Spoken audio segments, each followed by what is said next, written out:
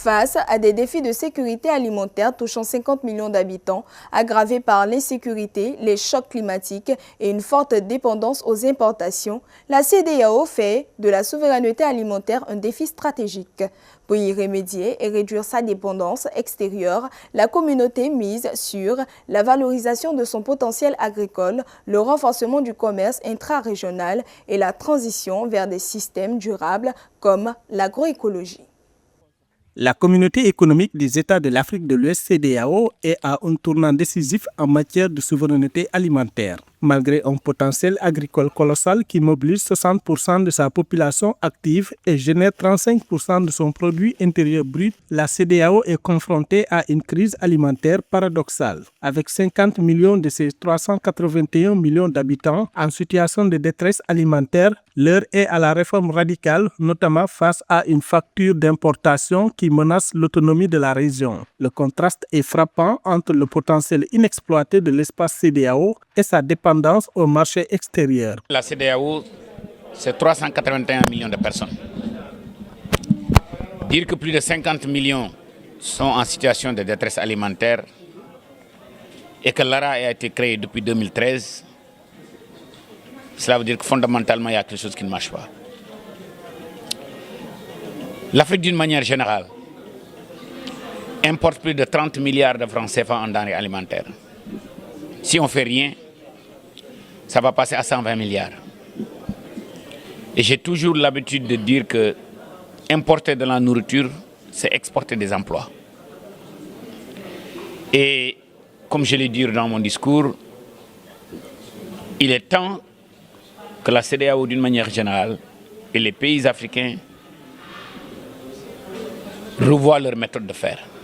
Face à ces défis structurels, la CEDEAO s'appuie sur sa politique agricole régionale, l'ECOWAP. Si Alain Traoré, ancien directeur de l'agriculture et développement rural de la commission de la CEDEAO, rappelle les fondements de cette initiative. L'ECOWAP, c'est la politique agricole de la CEDEAO qui a été adoptée depuis 2005 par la conférence des chefs d'État de la CEDEAO. La politique agricole de la CEDEAO s'aligne parfaitement dans le mécanisme du PDDA, le programme détaillé pour le développement de l'agriculture en Afrique. Depuis 2005, nous essayons de mettre en œuvre la politique agricole de la CEDEAO à travers les programmes nationaux d'investissement agricole et de sécurité alimentaire et nutritionnelle et le programme régional d'investissement agricole, de sécurité alimentaire et nutritionnelle. Le programme régional s'attache aux problématiques communes à nous tous. Il s'attaque aux problèmes qui sont communs à l'ensemble des États membres et pour lesquels nous devons apporter des solutions. La transformation du secteur passe aujourd'hui par une réorientation majeure.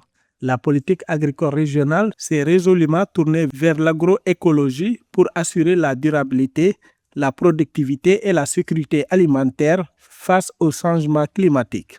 Cette transition est motivée par l'échec des méthodes conventionnelles. Les anciennes pratiques de production qu'on appelle conventionnelles ne répondent plus en réalité aux préoccupations des producteurs et qu'il fallait vraiment changer d'approche. Et l'approche qui a été décidée par la CEDEAO, adoptée, c'était de passer par l'agroécologie.